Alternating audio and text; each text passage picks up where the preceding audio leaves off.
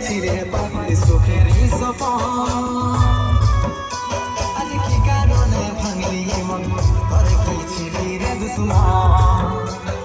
স্বামীর ঘরে যারে সাথে থাকি সুখে বারে বারে মনে পড়ে তোরে শাসন তোর দুনিয়ায় আসবো না যারে সাথী বুঝলে উপাবি মনে পড়বে কি যখন